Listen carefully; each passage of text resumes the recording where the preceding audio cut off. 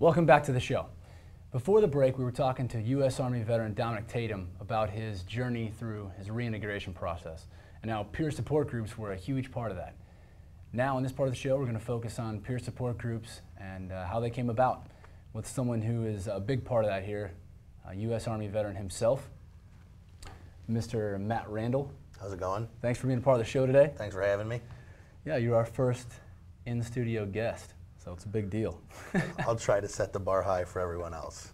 Good to go. First off, basically, what are the importance? What's the importance of these peer support groups?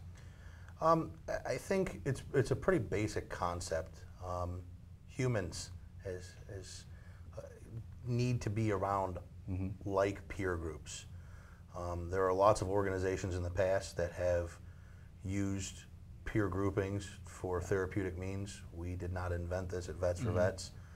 But I think especially veterans find a lot of solace and a lot of validation in knowing that they're not unique in what they're going through. And because where we went through those experiences was an environment built on camaraderie and esprit de corps, in order to help us deal with what that stuff is, we need those same influences. No, without a doubt.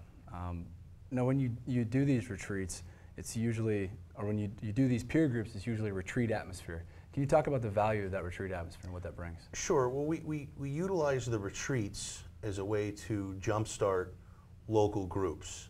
Okay. The idea that the veterans that come to our retreats will then go back to their locale and use those methods and the listening turns to help other veterans in their area. The significance of doing it in a retreat environment and in getting out of the city is to free us from distractions. All too often, veterans don't know how to calm themselves. They don't know how to slow down. We've been at a high op tempo for a very long time. And so if you can make the environment do that for them, it tends to encourage the talking that needs to happen. Okay. Now, I guess my first question going into this, if I were going to attend a group, is who's going to be there? You know, what are some of the diversity levels with the veterans that are there, their experiences and where they served? Well, I think the first thing is any branch of service. You know, we've had Coast Guard, Navy, Air Force, Marines, Army. We've had National Guard, Reserve, and active duty, and we even have had allies. We call them allies of veterans, so people that are doing things that work with veterans that need a better understanding of what goes on.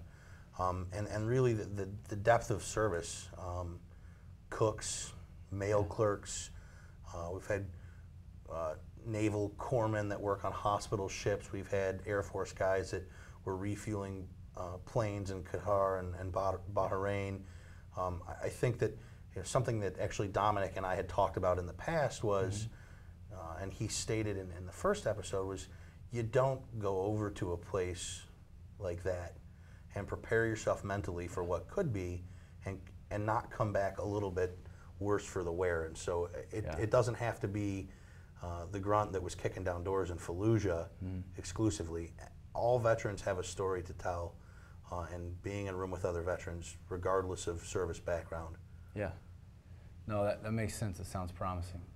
Everyone's tour is vastly different. Yeah.